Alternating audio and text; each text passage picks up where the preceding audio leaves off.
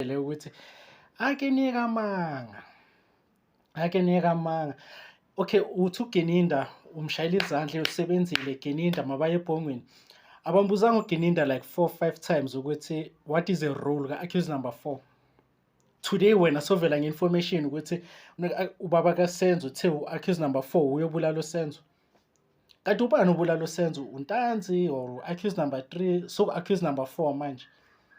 Nabona ukuthi isitori sena sihlangani kwanina nje ni-confused. Abanye bathi hawu uNtanzi uyobulala uSenzo, abanye bathi uCarlos uyobulala uSenzo, abanye manje sewuMaphisa. Le ngiyaqala ukuyizwa-ke le.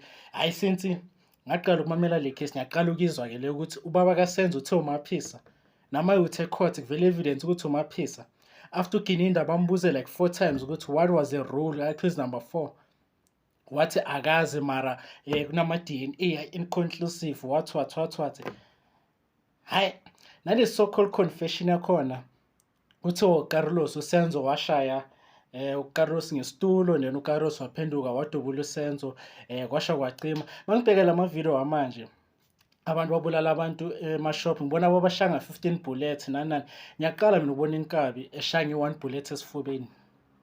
Ngiyaqala like noma ungangena manje ku-Facebook khona lo ababushaya ama-restaurant khona lo nje mabeyiveza ngathi izolo day before mshaya ama-bullets ayi-15, khona babaveza ey'tradini babashaya ama-bullets ayi-7-8, khona babashaya. Ngiyaqala nami ubona inkabi ishaya ibullet eli-1 la bese ithi hawu ngiyenzile umsebenzi according to a confession. Hayi khululeka uzofa, hayi ngiyenzile mina umsebenzi, hayi khululeka uzofa, hayi.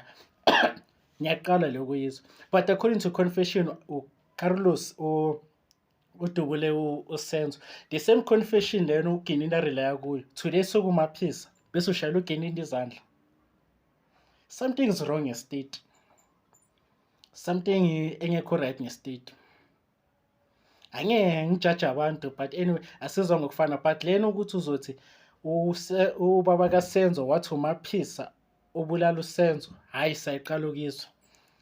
Okay, ithi ngithi ngiyaqala ukuyizwa ngafaka abanye, hayi ngiyaqala ukuyizwa le. Hayi mina all along nama-interview wakhe asasekhona namanje ku-YouTube ukuthi wafonela uTumelo wathi i-boyfriend kaZandi ibulala uSenzo. Waze wathi wena ku-background kele uKhumalo mekakhala athi ngizothini kumama kaSenzo. Le sizwa manje ukuthi sokuMaphisa uthi futhi ukukhulume ubaba kaSenzo. Hayi sayiqala, hayi ngiyayiqala. Ithi nganifaki, hayi lena yintsha. Asazi ngoba bathiwa ibullet eli-1 elimshayile i-9mm, i-revolver. Mhlambe kusasa kuzothiwa i-pump gun, mhlambe kusasa bazothi bamgwazile, mhlambe hayi asazi. But ukuthi manje sothi uNtanzi or uMaphisa or uCarlos hayi asazi. Senisiconfusile state. Senisiconfusile ukuthi kahle kahle ubani odubula uSenzo ngebullet or babambe boyi-3 bullets but isibhamu bathi okay 1 2 3 fire asazi. But mina ngihlezi ngintshela ukuthi if you wanna win a case into ongayenzanga focus kuma-witness. Bheka maye bayenzani ku-state. Nini uNtanzi makaboshwe uyobulala uSenzo, nini uCarlos according to confession maye sokuMaphisa. Yabona ukuthi ngabe manje sohambile u-free if kade bakusukela. Focus kuma-witness, unganaki izinto ey'ningi ukuthi uboratha bayenzani. Bheka ama-witness then uzonqoba ngawo ama-witness if bayakusukela ngento ongayenzanga. Whether i-rape, i-crime, I mean i-rape, ukubulala yini. Focus kuma-witness ukuthi njengoba ngisho manje ukuthi i-state mesithi uNtanzi usibulala uSenzo, mesithi uCarlos according to confession manje sokuMaphisa. Yabona ukuthi nabo abasazi isitori sabo because hayi nami angiyazi-ke le ukuthi uMaphisa hayi angiyazi. Mina so far ngisasho namanje since ngasho from day 1 i-state asinayo case. Laba boy-5 abayenzanga lutho. Angeke uzame so hard for 5 years if i-evidence vele mekhomba bona. It can't be. Angeke omunye ukhuluma nge-revolver, omunye ukhuluma nge-9mm, confession ukhuluma ngaloko, abasendlini bakhuluma ngaloko. Ngihlezi ngisho ukuthi ubaloyi wayenza trial within a trial because abona ukuthi i-confession ayihambelani nestori sabantu abasendlini.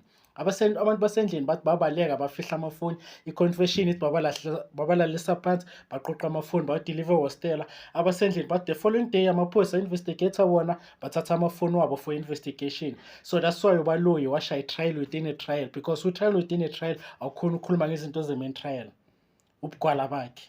But hayi if uMaphisa umbulalile hayi ke hayi asazi mhlambe next time bazothi yimi, mhlawumbe bazothi umakhelwane, mhlambe bazothi hhayi Itumeleng Khune or Ivan Khoza, hhayi angeke sazi ngoba manje hhayi nathi